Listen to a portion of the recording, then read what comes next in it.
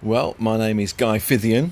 I'm a professional musician and have been ever since I was 21.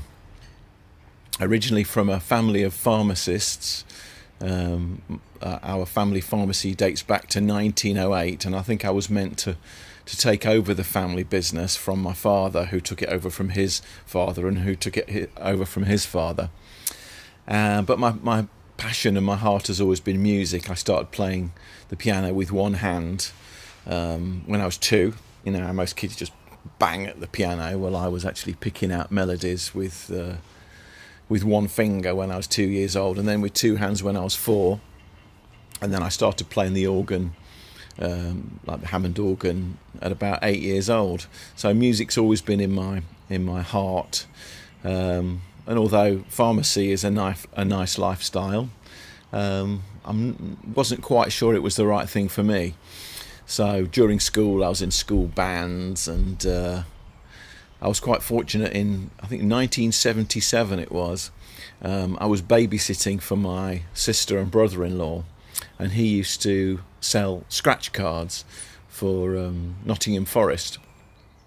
And I bought a few with the money that I made from babysitting, and scratched one of the scratch cards off, and I won £500, which back in 1977 was a lot of money.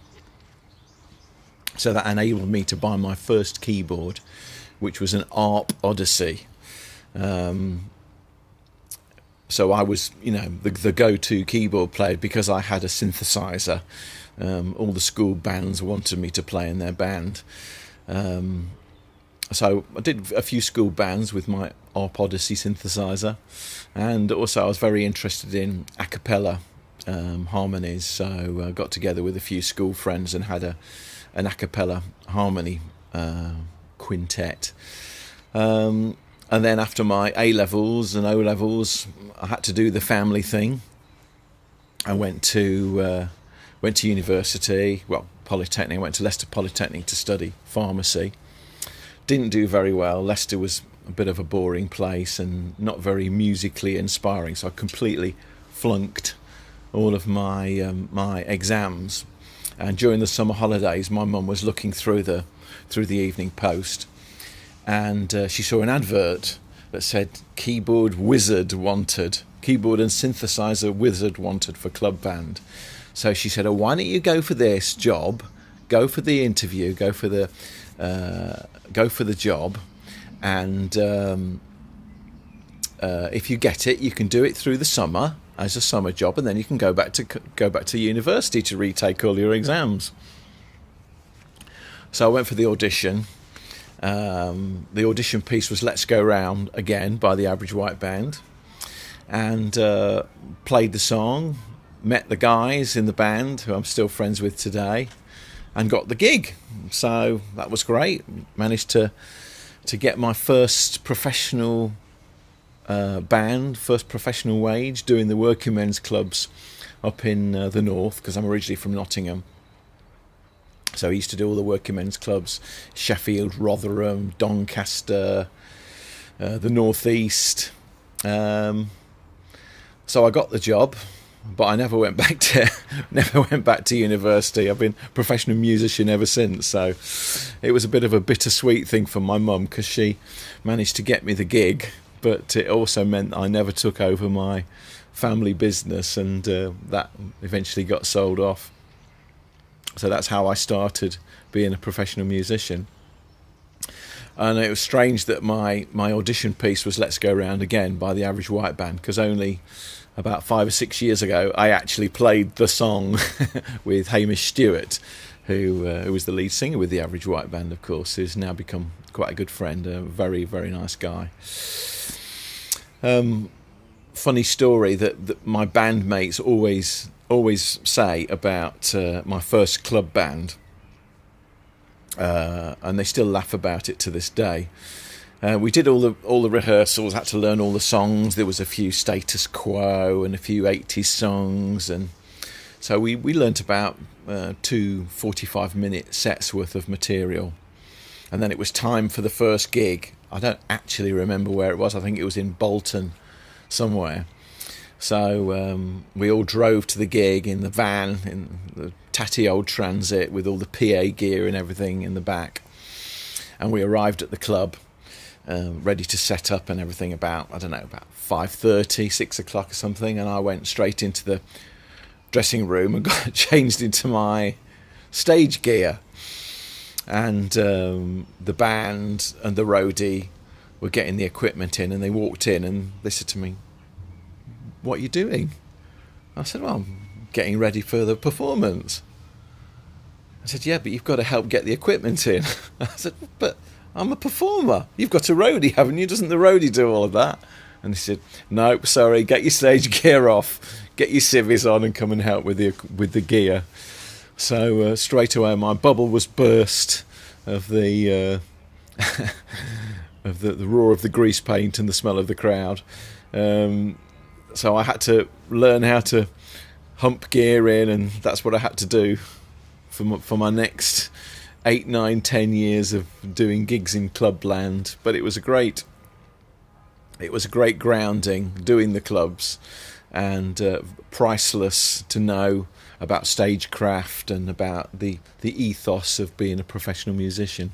So a few series of events, meeting Limal from Kajagoogoo and being managed by a nightclub owner. I was with an original band doing sort of stadium rock type stuff, and we were managed by this nightclub owner who happened to be friends with Chris Hamill, aka Limal from Kajagoogoo. So Limal came over to the house where we were all living, and he liked my keyboard playing and said, "Would you like to come down to London and do a couple of sessions?" I'm working on some tracks, doing a remake of Too Shy, which of course was Kajagoogoo's biggest hit. So I was commuting from London, from Nottingham down to London, and one night he said to me, "Oh, would you like to go down to a singers club? There's a really nice singers club in town where they've got a band. It's sort of like almost like a karaoke, but they've got a band and really great singers go down." So we went down to the Cockney, it was called, in Tottenham Court Road, and there was a band, really, really good band of all, session and touring musicians, and people got up and sang. And there was this one girl got up and sang who was 15 years old at the time. Her name was Lorraine Cato.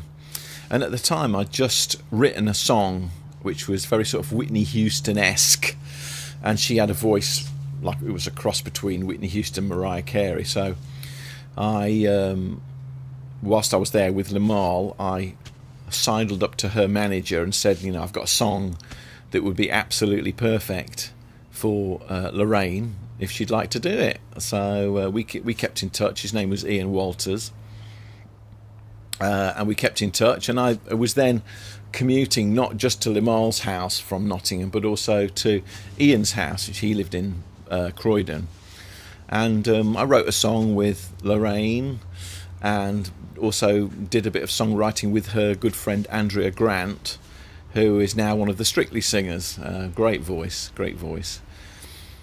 And then from there, another chance thing happened. There was this mad Moroccan guy called Farouk, who came to the singers' night and decided he wanted exactly the same setup at his brand new villa complex in the north of Morocco. So, being a mad Moroccan and very rich, he said, "I want this exactly in my villa complex, and I want it in 2 weeks' time." So it was down to Ian Walters to put this all together. Now, unfortunately, or fortunately for me, all the session players in London had all got gigs within the next 2 weeks. So I managed to get the gig playing keyboards, and it helped that I knew how to put a PA together, which was, again, my experience from back in the club days.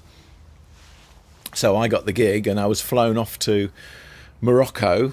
I was having Sunday lunch with my family in Nottingham, and I got a phone call saying, can you go to Morocco tomorrow? You'll be met in London by my brother Steve Walters, who's a very good bass player, plays bass with George Michael and Cliff Richard. He wasn't doing it at the time. He said, you'll meet my brother. He'll give you £1,000 in cash. Go and pick your keyboards and then get on the flight to Morocco.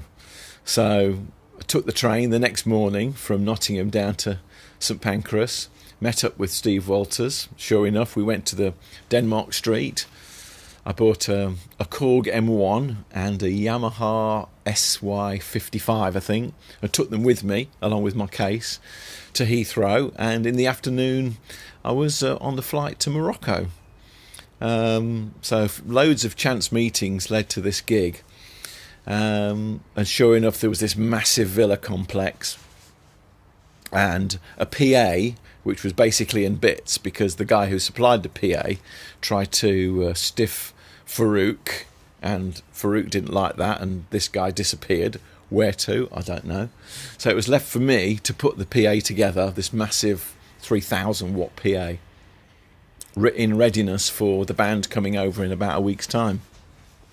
So he gave me carte blanche to order whatever equipment I wanted. So I ordered leads and microphones and stage boxes and combos and drum mics, etc., etc. So I ordered all of those, whatever I wanted. It was money was no object. And after a week, I'd got the PA together, and all the band members turned up. They had a different singer every week. This was for about 2 months. And these guys came over. I was the keyboard player, and we had Lisa Stansfield's bass player, Winston Blissett, and an amazing guitarist called Mona Zam, who was actually playing that night at the Cockney when I saw Lorraine Cato, and a great drummer and sax player from the Foundations. And here I am, this green musician from Nottingham with all these amazing session players. And I think the first singer was a lady called Beverly Skeet, who most session singers and players will know as one of the top backing vocalists. Well, she's an amazing lead vocalist in her own right, but she's very well known as one of the best session and backing vocalists, if not in London, if the world. So here was all these amazing musicians, and here was me. I was like really scared, but I managed to hold my own, and that was the start of my move to London, really, and getting to know these guys and play with them, and having to learn a different repertoire every week. So of course with Beverly it was Aretha Franklin and Shaka Khan and stuff like that. And then the week after, I'm trying to think who it was now, I think there was this guy called Frankie Burke and Gary Poole, and they did sort of soul, Luther Vandross, the Gap Band, stuff like that. So it was all stuff that I really liked. I'm a bit of a soul boy, so really enjoyed the time. Really enjoyed those 2 months in Morocco, and that gave me a good solid foundation of contacts for when I moved down to London, which I did, and gained a few gigs, and one gig leads to another gig. So often what I say to musicians who say, how do I get gigs? Well, just play with as many people as you possibly can. That's how you increase your contacts. And if you're a good musician, if you're a good person, you're easy to get on with, you may have to do a gig for free, but you make the contacts, and then they'll call, oh yeah, we really liked your playing, I've got this nice gig, pays £200 or £300, would you like to do it? So as much as my mum always said to me, oh, don't sell yourself short, don't play for free, sometimes you've got to speculate to accumulate, and I did that, and I built up a really, really nice circle of musicians and friends, and I get calls to do various things. In fact, only today, literally just before we filmed this, I got a call from a lady asking me if I could go and do a couple of ABBA concerts in Holland, which unfortunately I couldn't do because I got a couple of other gigs. But it's all about increasing your your circle of contacts and your circle of friends and your musician friends, and doing what's necessary, really, because things lead to things. So after Morocco, Ian Walters, who put the whole Morocco thing together, and was also Lorraine Cato and Andrea Grant's manager, contacted me and said, "Right, I've got a proposition for you. Have you ever heard of the Jones Girls? A band called the Jones Girls?" I'm like, "No, I never heard of them." So he goes, "Oh, they're a rare groove soul outfit, and they're doing a gig at Hammersmith Odeon. Would you like to play keyboards? They're bringing their own musical director over. Would you like to play keyboards?" So I said, "Well, let me have a listen." And he played me the song "Nights Over Egypt." And I listened to it, and I'm going, "Oh my God, that is so lush. That is such a beautiful song, such beautiful chords." So I said, "Yes, I'd love to do it." So I learnt all the Jones Girls stuff, and that was my first big gig, really. So went straight from working men's clubs to this big villa complex in Morocco, and then one of my first professional engagements after that was Hammersmith Odeon. So I've been very fortunate, really. So I did the Hammersmith Odeon, and I think it was about 3,500 people. And it's funny how the music business has its highs and lows, because I think it was a Saturday night that we did the Jones Girls in 1991 to 3,500 people. And because I'd accepted all of these gigs in the meantime, the very next day I was at a smoky pub in King's Cross doing a Sunday lunch, playing to people who weren't particularly interested in hearing what I'd got to play or what the singer had got to sing. So an example of the highs and the lows, playing to 3,500 people one night, and then playing to about 12 people who didn't really want to know. So I think that's the great thing about being a musician, is that it's never the same. It's never boring. There's always things to keep your interest, and I think with me being an easily bored Sagittarian, it's the perfect gig for me, really, because I get bored quite easily. Another example of the highs and lows is I was called upon to do. Was this Jordan? No, it wasn't. It wasn't Jordan, was it? Yes, I think it was Jordan.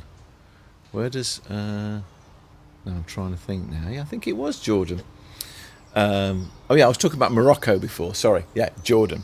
I was called upon to do the opening of a restaurant in Jordan, and I think one of the investors was part of the Jordanian royal family. So I got the call. I said, "How much would you want to go to Jordan from the 21st of December over Christmas to," I think it was the 28th of December. So I thought, well, I've never been away from my family before at Christmas, but they asked me how much I wanted, so I came up with a price, and straight away they said yes. I thought, damn, I should have asked for more. But anyway, so I said my price, and sure enough, on the 21st of December, which happened to be my birthday, I was on the plane over to Jordan to do the opening of this restaurant. And as the royal family were investors, when we arrived, the first thing that happened to us was we were taken to the royal palace, which was very nice.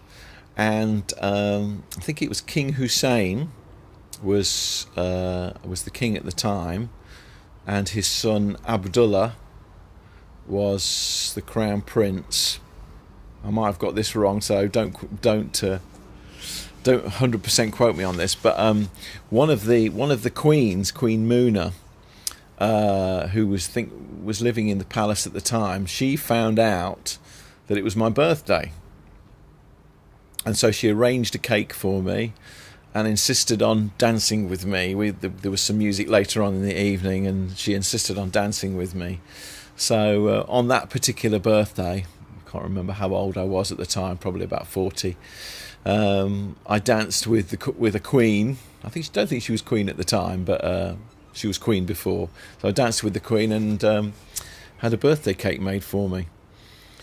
And it was very strange, that whole experience, because myself and the guitarist, we stayed in I think it was like a Holiday Inn type hotel, and our Christmas dinner was heated up pizza from the night before.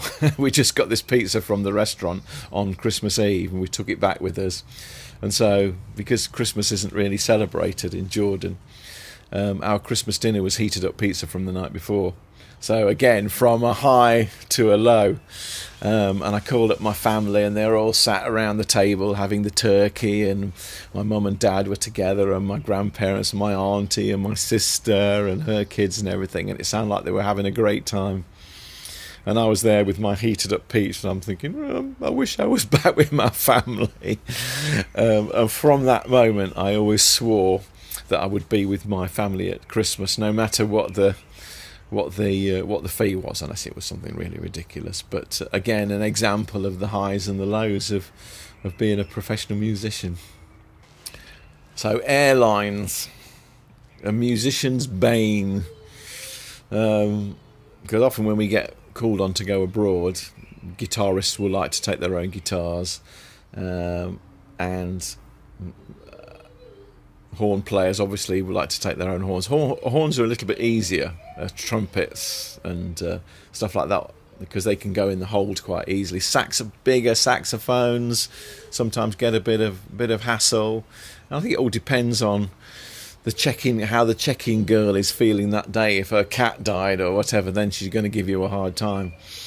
But I remember one particular time I had a gig up in Scotland, and it was the time I was doing left-hand bass with a band, because that's one of my little things that I do. And I have a specific keyboard which is split a certain way, so we've got left-hand bass and then certain things there and certain things there and certain things there on the keyboard. And so this particular keyboard I had to take with me, and they were going, no, you can't take it on board. We said, well, it's very delicate, it's an old keyboard, and it's quite intrinsic to the performance. So they said, okay, we'll take it on by hand, we'll put it in the cargo hold, and we'll take it off by hand. Even though it was in a semi-flight case, it was still a little bit, vulnerable. So I said, all right, okay, as long as you're taking it on by hand and taking it off by hand, that's fine. So anyway, the lady took it off, thought, oh, it's going to be fine. So we flew up to Scotland and landed, and I was there, sat at the back of the plane waiting to disembark. And I was just looking out the window, and I saw the baggage crew come along with all their vehicles, and then a mobile conveyor belt. So they put the mobile conveyor belt up by the plane, obviously opened the doors, and the first thing to come out was my keyboard. So I saw my keyboard coming out like that, the conveyor belt, nobody there to pick it up, and it just went bang on the floor like that. I thought, oh my God, what's that going to be like? Hope it's going to be okay. So anyway, picked it up from the oversized baggage department at the place where we went to, the airport where we went to, and I opened it up, and all the keys were rattling around inside the keyboard, and we had to gig that night. Thankfully, I knew the keyboard inside out. I'd done many repairs on it, because I like to repair my own stuff. It's a lot cheaper. So thankfully I was able to open it up, managed to put all the keyboards, the keys back in the keyboard, and we were able to do the performance in the evening. But you hear so many horror stories of musicians and airlines, and if there was just one airline that said, yes, we'll treat musicians nicely, you can take your guitars on, you can take your keyboards on without hassle, then I'm sure they'd do very well in the musicians field. I remember seeing about an amazing jazz guitarist called Martin Taylor, who had a recording session in Nashville, and his guitar, even though it was in a good hard case, he got to his recording session and opened it up, and I think the neck was completely snapped, but thankfully he found a very good guitar maker who was able to repair it, and he was able to do the session. But it's impossible to take backups with you every time. I was doing a gig only the other night, and I switched my keyboard on, which was the only keyboard I was taking at that time, and it jammed at the opening screen, and I'm thinking, oh my goodness, what's happening here? I'll switch it off and switch it back on again. So I switched it back off, switched it back on again. Same thing, it just hung at the opening screen. And it's like, what am I going to do? Tried it again, switched it off for 2 minutes. Even tried, there's a special reset procedure where you press the top key and switch it on. Even that didn't do it. So, that's the gig gone, basically, because I'm accompanying a singer. And then I thought, okay, well, let me try taking the hard drive out, because it looked like it was hanging out, checking the hard drive. So managed to get a screwdriver from the venue, unscrewed the bottom of the keyboard, took the hard drive out, and lo and behold, it booted up. Even though I had to do a bit of programming to get it configured how I exactly like it, it booted up and the gig was saved. So as much as you try and think about every scenario, it's impossible for these things not to occasionally happen. But I'm just trying to think. I don't think I've ever not been able to do a gig because of a technical failure. I don't think it's happened to me. There's no wood. Touch wood. So long may it continue that I'm able to do my gigs and earn my money without any technical failures. Another bane of musicians' lives is traffic. I mean, we get the best of both worlds sometimes, because we don't commute during normal commuting hours, but certain roads like the M25 and the M1 can always cause havoc. So you've always got to make sure that you leave in plenty of time, just in case there's a traffic jam. But I remember one particular time, which was one of the very, very few times that I didn't actually make a gig. I used to have a regular gig in town in the city near St. Paul's. I used to do it every Wednesday, and I'd always leave a similar sort of time. We started at what time did we start? Normally about 9 o'clock, I think. So I'd always make sure I got there for 8 o'clock, so I'd have to leave at 7 o'clock. I always worked my way back. Got to be at the gig at 9, got to leave at 8. Got to gig at 9, so get there for 8, leave at 7, have my bath at 6, eat at 5. It all works backwards like that. But this particular day, I got onto the M1 because I live on the junction of the M1 and the M25. So to go into town, I always have to take the M1, which normally is quite reliable. So I got on the M1, and then the boards came up delays. So I thought, okay, well, there's usually a few delays around Watford, around Junction 5, especially around 6 o'clock, people coming home. So delays, thought, okay, delays, that's fine. So anyway, I saw a sea of red lights in front of me. I thought, okay, well, this doesn't look good, but if it's moving, it's fine. So this was like 7:15. Now we were sort of stuck in one place. Okay, well, this is a bit weird. And then decided to switch LBC on, see what was going on. And I heard that there'd been a spillage of oil. I might have even been cooking oil on the M25 just after Junction 4, and the whole of the M1 was completely closed, and they were taking people off at Junction 4. But meanwhile, there's like 5 miles of traffic completely stopped. So it was like I called up the sound engineer at the gig and said, I'm going to be a little bit late, so you might have to do the first set without me. And it's like, it's okay, yeah, we've got the guitarist and the bass player and the drummer and the singers and the horn player should be able to, knock something together for the first set. So anyway, it was getting now to 7:45, and it's like, I think I'm going to be a little bit late, getting a bit later, and we just weren't moving at all. And I thought, well, I'm not going to make it. Let me see if there's another keyboard player in the area. So I was frantically calling keyboard players while we were stood still, and eventually I managed to find a keyboard player who I said, can you just go in and do it, because I'm just not going to make it. And I was actually stuck on the M1 for 4 hours, and eventually got to junction 4 to come off and did a U-turn back home, and I was home in like 15 minutes. So that was one of the few gigs I didn't actually get to make because of traffic problems. But I think the moral of the story is leave early, but even under those circumstances there was absolutely nothing I could do. So thankfully that doesn't happen very often.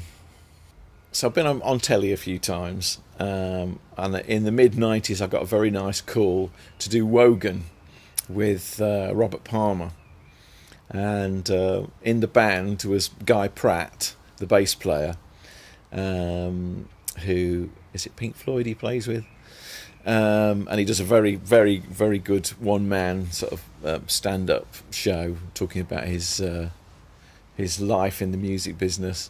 But he was playing bass on this gig with Robert Palmer. I think mainly because he was friends with Robert, and it was quite funny actually, because we were standing behind Gloria Hunniford, who was taking over for Wogan that night, and he was mouthing the auto cue. It was going out live, and he was mouthing the auto cue behind her. So everything she was saying, he was mouthing, and he got into a load of trouble. I hope you don't mind me saying this, Guy, but that was a particularly funny incident. So in conclusion, that one advert that my mum showed to me in the Nottingham Evening Post saying keyboard and synthesizer wizard wanted has led to me working with some of the finest musicians in the world at some of the most amazing venues in the world, and I count myself very fortunate and very blessed that I do a job that I love, and hopefully will keep doing it for a long, long time. There's a good friend of my mum's who's in his 90s now, Tommy Saville, who let me have a go on his Hammond organ when my mum went round to see him as I was a young boy. That's why I started playing the organ, and he's still going in his 90s. I think he's 92 or 93, and he's still playing the piano, still playing gigs. So I don't think old musicians never die, they just carry on playing. And like I say, I'm so fortunate to do a job that I love, and they say that if you do a job you love, you never have to do a day's work in your life, and I think that's true.